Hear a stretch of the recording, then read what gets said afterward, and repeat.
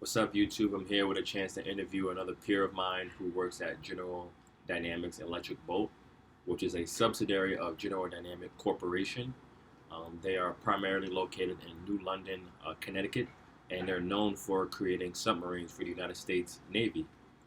They actually created the first submarine that was commissioned by the Navy in the 1900s called the Holland 6, and they were also the pioneer for creating the first nuclear powered submarine in the 1950s called the Nautilus. So I'm really excited to interview this peer to give you guys some insight to more what it's like to work there and also perhaps how to even get a job. So stay tuned. I got some good content ahead. General Dynamics Electric Boat is primarily known for designing and manufacturing submarines for the United States Navy.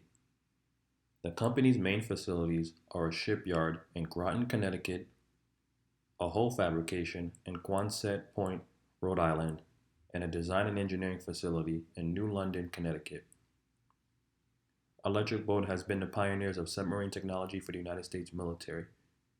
They developed the first commissioned submarine Holland 6 for the Navy in 1900.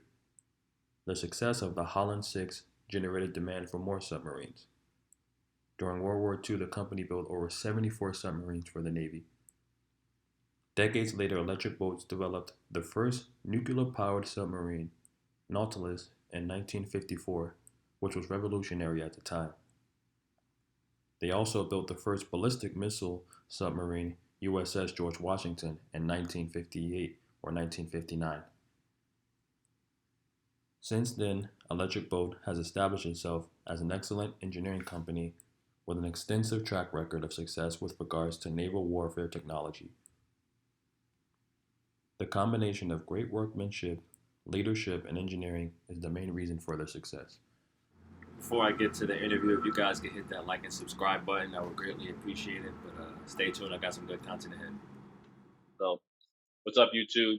I'm here today. I have a peer from college, and I'm excited to interview. I'll allow him to introduce himself. If you can say your name, where you're from, and your official job title, I really appreciate that. Sure. So my name is Stephen Bergestead. I'm from South Jersey, but I live in Connecticut right now. My job title is Engineer One Structural at General Dynamics Electric Boat. Awesome. So, getting right into it, working for General Dynamic. I didn't. But it sounds like the electrical boat part is a subsidiary of General Dynamic Yep. as Yeah. a So we whole. design Okay. and build nuclear submarines for the Navy. Wow, that's really cool, man. Yep. So can you describe? You said your job title was a structural engineer one. Yep. Can you describe what a structural engineer one does and what are your day-to-day duties? Sure. So I'll have to keep everything under, I say, like under distro A. I don't know if you're familiar with that. No, I'm not sure. Okay. So it's just like open source information. A lot of the stuff, because we're a DoD contractor, Gotcha. certain stuff can't say. But so apologies if things seem a little bit vague. So I own a couple of structural components inside the submarines. Hmm. So depending on the day, I'll either be doing like finite element analysis, also known as FEA, doing calculation packages, supporting other engineering groups, working with our designers or design build groups to make sure everybody's happy. And that's pretty much it. Do you have a clearance? Are you allowed to say that? Yeah, so I have a secret clearance. Secret clearance. Okay. Yep. And um, I know you said you work on parts of submarines. Are you allowed at all to disclose what type of submarines they are, or is it So I work on the Virginia class. okay? Virginia So class. those are like Okay. the fast attack subs. Are those like a newer generation of submarines, or are these more like smaller or larger or more like mid-range size? So they started designing and building these in around the 90s, and they like the Navy has had like a huge contract with us for those. So they've Yeah. kind of like had like modifications and improvements over the years. When I first Mhm. started, I was working on the Columbia class, which is replacing the old Ohio class. So Mm. the Ohio's are like the big ones, Yeah. and the Columbia they started construction, I believe in last October, and then I switched over to Virginia class in January. So Wow. yep, Okay. That's really cool, man. I know the submarine stuff is really proprietary technology. Most people yeah, would never see the inside of a submarine their whole lifetime. yeah. So you have a clearance. How? What was that process like? Was it difficult to get a clearance? Well, like, or So was it? right. So for me, it wasn't that hard. Obviously, like, I have a pretty clean background. Didn't really. you know, do too much. Like, obviously not. I'm not a criminal or anything like that. Um, Hope not. so yeah, yeah. So I got my job offer in about March, and then I had to go through like all like the security clearance paperwork and stuff like that, which that took about like 2 months or so to go through. I started in June of 2020. So when I started, I had what's called like an interim clearance. So that means like the background check went through, like it's pretty much the government just waiting to do like their final like decision on whether or not to give it to me. But like odds are like it's like a 99% chance that like you're gonna get the full clearance. So that's when I was able to start. I got my full secret clearance like at about like a month or two later. So Okay. Yeah, 'cause I know there's different levels, so secret. yeah. Okay. Um, so you say you use FEA. What type of package, FEA package do you use? Are you So allowed what to we use disclose? is like a proprietary in-house Oh, it's in software. house. Yeah. Wow. So we have like a Okay. group that like develops all that stuff for us. We do use a couple of commercial programs to do some of the other stuff, but most of it's just done in in-house software. Gotcha. And for those of you who don't know, FEA is a finite element analysis. It's a type of software package that structural engineers use to analyze, to do baseline analysis to see if the structure is adequate for whatever service load is going to be taken. So it's very advanced software, and it's really interesting that they use in-house. But typically, companies will use commercial packages, but sometimes if it's military or some sort of special case, they might develop their own. But that's cool, man. What do you think are the top three skills that someone needs for your position? Because it's typically pretty hard to get a structural engineer position job Right. right out of grad school. So I'm impressed that you did that, Thanks. Yeah. So the main man. things I use, obviously, so at Syracuse, so Shaq and I went to Syracuse together. So there they have a finite element course. That was pretty helpful in understanding like the basics and like background of what FEA is and like kind of how it like works like mathematically. There's also some like commercial software that they use, kind of like show you like actually what it looks like, kind of doing it with the real software. So it was like stuff like that. Having a good background in solid mechanics and structural mechanics, stuff like that. That um, kind of just understand like how like structures like deform and behave like when they have different loads applied to them. Just being able to visualize stuff like that really helps out because it helps you trying to troubleshoot some of the finite element stuff.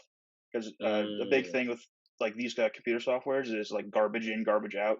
So if you're not yeah, putting like the right loads or putting like the right constraints on some stuff, then you're just gonna get garbage exactly, results. So yeah, exactly.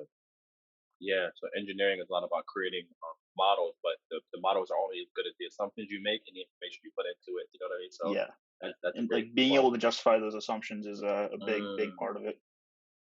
That's cool, man. I really respect that. That sounds really cool. What do Thanks. you like what do you like the most about working there? It sounds like you got a cool job.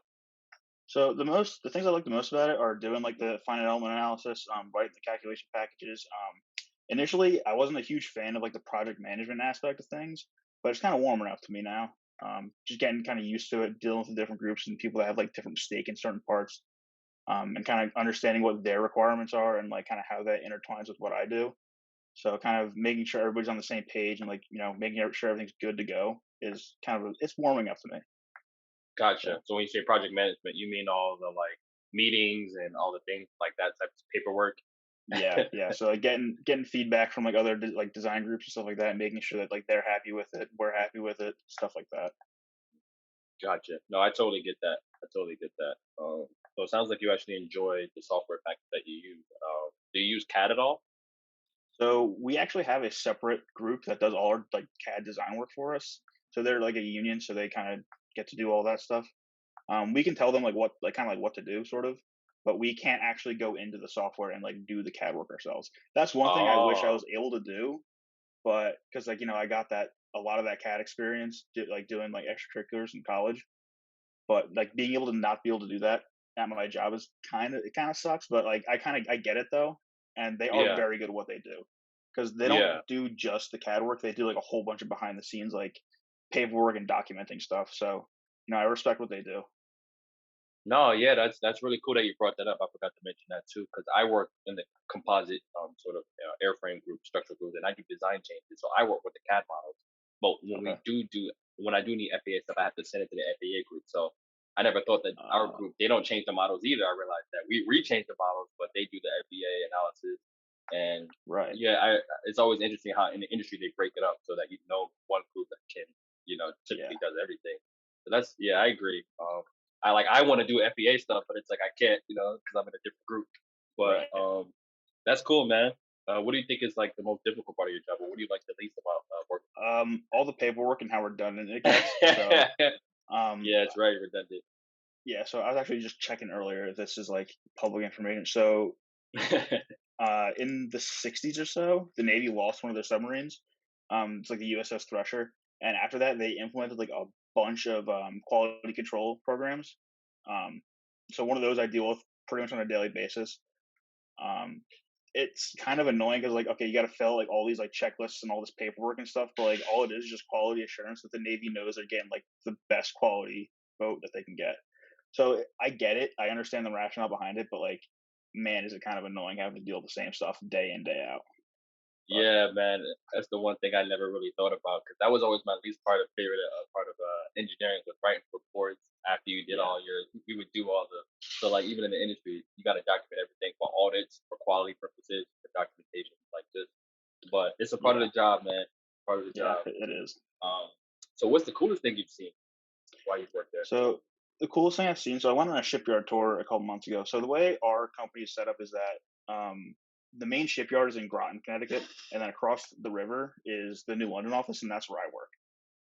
So we went to Groton a couple months ago, and I got to see a couple of the components that I've dealt with, like actually being machined, like in the machine shop there.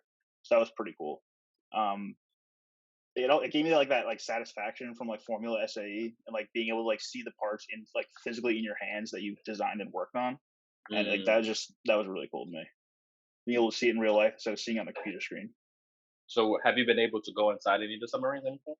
So I've been on a boat once, and it was for about like 10 minutes. So I could say that I've been on one, but I didn't really do much. I was kind of just standing in the way while my mentor was doing some stuff.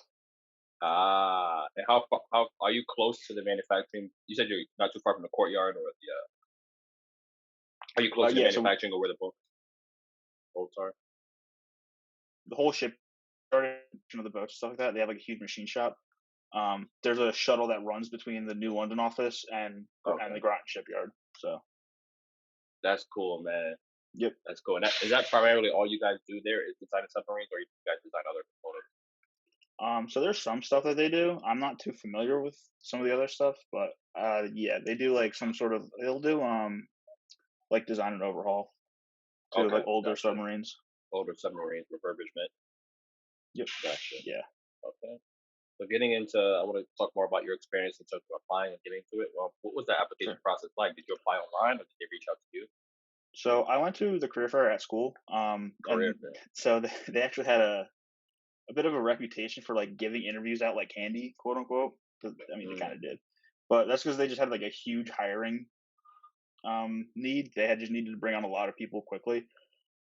So I handed a guy there my resume. He was actually an alumni, so a lot of people at those Oh, career fairs they are alumni. So yeah, yeah. so there's a couple people from Syracuse that worked there. And then we had an on-campus interview the following morning. He liked my resume, so he gave me an on-campus interview the following morning. Um, and then I think at that point, I don't think I had actually applied for any specific positions. They just kind of gave my information out to the different departments that were looking for people. And I think they kind of pick and chose who they wanted to interview, who they didn't. So in like 2 to 3 weeks after that on-site interview, I got a call or on campus, sorry. I got a call for an on-site interview in Groton and a part of that was like a little shipyard tour. So that was kind of cool. Um, but I had like three or so interviews lined up that day. So it was a long day. Wow. 3 interviews in one day. Yeah, so they were for three different departments. So Wow, that's pretty cool. So it sounds like career fair and alumni of the alumni was at the career fair. yeah, They were kind of because I don't remember seeing that company at when I went to the career fair when I was back when I was in Syracuse. But I'm glad that okay, it was that they gave you that opportunity to interview. Was yeah. the interview process difficult? Did they ask me really technical questions?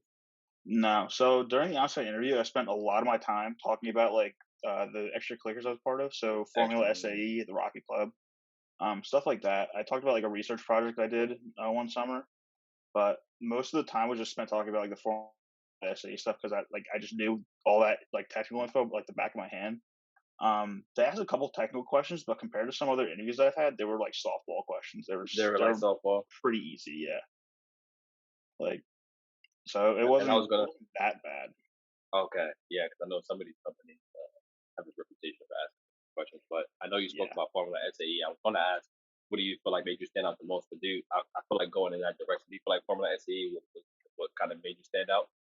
Yeah, I would say so. And like being able to hold a conversation about like something you know a lot about A like lot really about helps. yeah, So I guess for people like looking to interview at places, like it's not specifically like, oh, you must do Formula SA or you must do like this or this.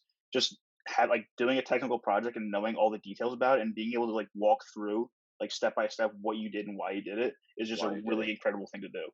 Yeah, It just shows you like have the knowledge and like you know how to like think things through. Like all interviews are about are just how do you think pretty much from what I exactly, understand. exactly. And man, I'm always pushing for being involved in these activities, and Formula SAE always comes up in the interviews. For me, I started doing it when I was in grad school, and I think at the time you might have been a freshman or a sophomore. Yeah, I started as a freshman. Oh, you're a freshman. Okay, yeah. And Yep. for me, that was the best experience, I had in terms of really, like you said, starting a project and understanding the details of how you did something through and through. And it's a very satisfying feeling um, when you see certain parts come to full fruition. Um, and Formula SAE is something I wish that I would have known about when I was a freshman. So it sounds like you got a head start on it. Right. I know it was kind of picking up momentum during the last couple of years I was in school. And for those of you that don't know it, Formula SE, it's like a collegiate competitive. It's a competition where students design and build a race car, and they typically hold competitions in Lincoln, Nebraska, and also there's one in Canada. And it was one of my favorite parts of being in Syracuse. I want to ask you about that. How did you guys end up faring out with the next couple of years after I left? Did you guys end up becoming Uh, car working? nope. So freshman year when you and I were on the same team together, we had finally got the car up and running, and it Yeah. had a driven at endurance for the first time in like 17 years because the club kind of like Wow. fiddled in and out for a few years. Yeah. And then after that, we went to Canada the year after.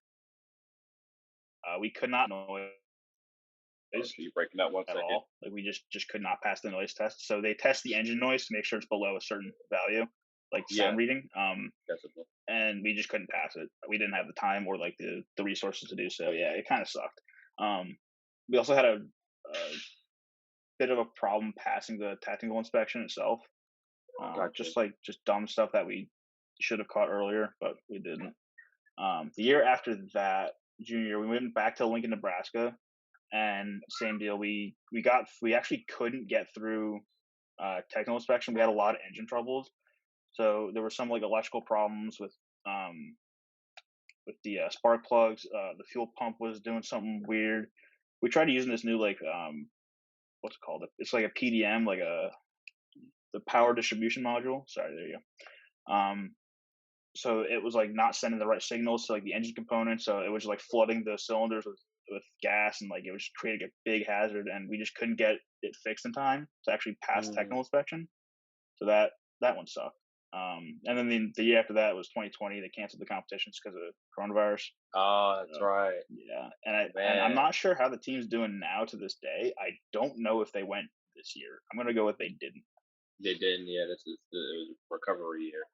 Yeah, Well, has but the I'm not university sure. been supporting you guys more after we left, or was it kind of No, just the same? it was the Really? same. Yeah, they kept fighting us on like how much space we were using because we were sharing the room with the Baja team. So like the Mm. Baja team came back. They did pretty decently at their competition. But like they were just like we have this much money to give to both teams, and it kind of sucked. But Gotcha.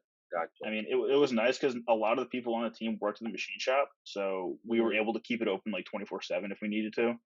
So there were Gotcha. a couple days where we were kind of doing shifts in and out. So Gotcha. Man, well, I always pushing. If you guys have a Formula SC team at your college, make sure you join it. 'Cause whether you guys end up actually competing or not, it's a great experience, great chance for you yeah, to build things, get in the machine shop, learn about teamwork. And yeah, I can't speak positively enough about it. But getting into the next segment, reality versus expectation. It's always one of my favorite things to talk about. How does the industry differ from what you expected? so everything takes forever. What I mean by that, so like in the context of Formula, I say you have 1 year to design and build a race car, but like for at least in my experience at my company, like it takes like months to like get like a design approved at all. It takes years to get it like fully fleshed out and finished. Like it'll take like 6 or so months to do like a full calculation package, like depending on what you're Wow. analyzing. So it could Wow. it could take a lot longer than I ever thought it would. So like there are times where I get frustrated. I'm like, why does this have to take so long? Like what's holding this up? Like why is it taking forever? And then it's just something you kind of gotta accept. But that's one thing that kind of irked me a bit and was kind of like a little bit of a shock. Oh, yeah, I totally can relate to that.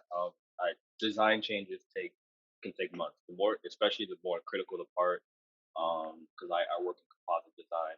Um, and just even small changes sometimes, when you're trying to bounce information between different groups, you're trying to get manufacturing to agree, FEA group, quality, upper management. You get everything Yeah. involved, so it's a lot. But then you realize that defense industry, when you're working on you know top secret projects or military projects, but people's lives are on the line. So it's a part you kind of understand, but at the same time, it's kind of like you said, it's frustrating. Yeah. Do you feel like you actually use a lot of the skills from college apply to So your position? so yes and no. There was a lot of on the job learning. Like Yeah. so I have a mentee who started a couple days ago at work. And I was like, you're gonna be tired a lot because you're gonna be drinking from the fire hose, quote unquote.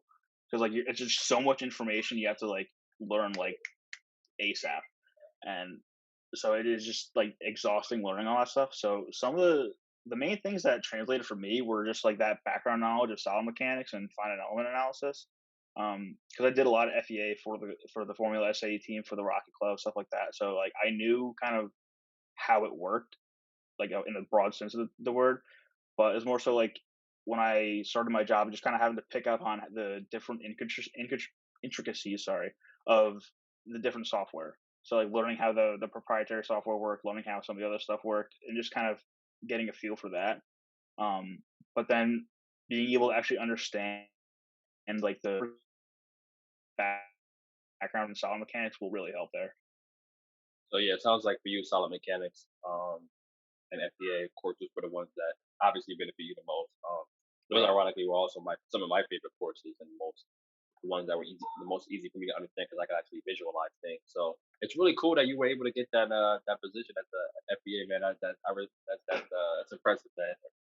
I'm Thanks. actually I'm trying to get more into structural analysis myself. Right. Um, but no, that's cool. It sounds like so. Do you feel like um do you feel like overall the position, like your official title was structural engineer, do you feel like that's what you expected? You're doing the things you expected to be doing in terms of what you envision Right. idealistically. So yes and no. There's a bit more project management stuff than I thought I'd be doing, but Mm, it's kind of hard to like capture that in like a very vague job description because you can't really go into much details of like yeah, exactly like what you're yeah, going to be doing. So it's a lot like yeah. the job description is like, oh, you'll be doing like analysis of various structures. It's like, what does that mean? So it's That's kind of very like true. you kind of got to just like accept it and be like, okay, this is kind of what you got to be doing. But yeah, like I said, I'd prefer doing more like the analysis side of things. Like we do have Yeah. groups that do like straight analysis, like that's all they do.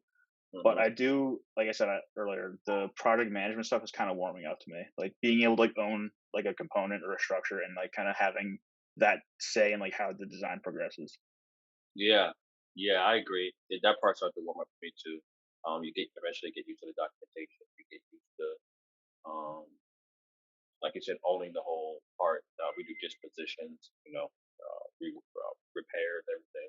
So Right. um, I agree. I agree. I'm glad you like your position.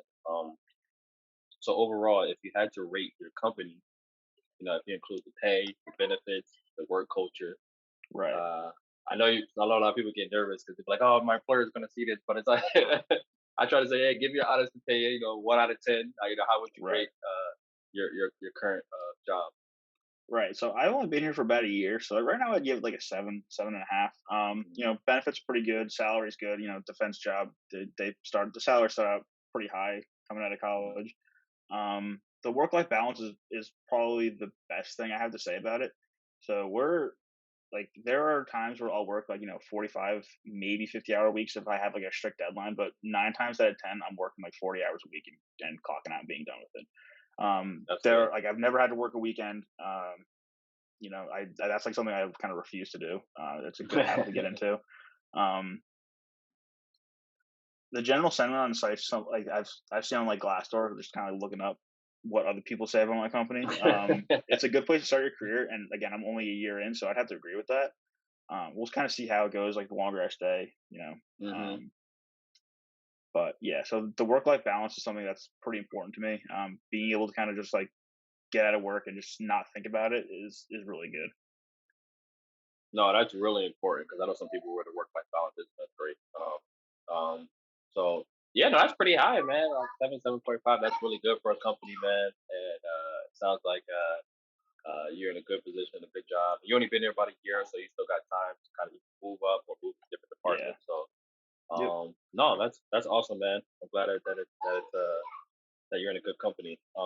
Closing out, do you have any sort of? I know we're young, so I would say words of wisdom, but just any Right. words of wisdom or advice for aspiring engineers? Right. So I've kind of got a few. Don't let your life revolve around your job. Again, it's just Mm, a job. Like find a hobby outside of it. Do something that like you enjoy doing. Don't sacrifice your personal time. Like deadlines, they they can be moved. Like it's not gonna make or break everything. Um, if you're like me and have like a stereotypical like office job staring at a computer screen for 8 hours a day, find a hobby that is not staring at a computer screen. So like yes, playing video mm. games when you get off work is fun, but you're still just sitting there staring at a There, screen. computer screen. So like I got into woodworking lately, so I've been enjoying that. Kayaking, hiking, stuff like that. It's good to get outside and just kind of enjoy everything else that's not again staring at a computer screen. Don't be afraid of making mistakes. Just learn from them. Like I made a quite a few mistakes, just like dumb stuff I should have been able to catch, but like just learn from it. Make sure you don't do them again.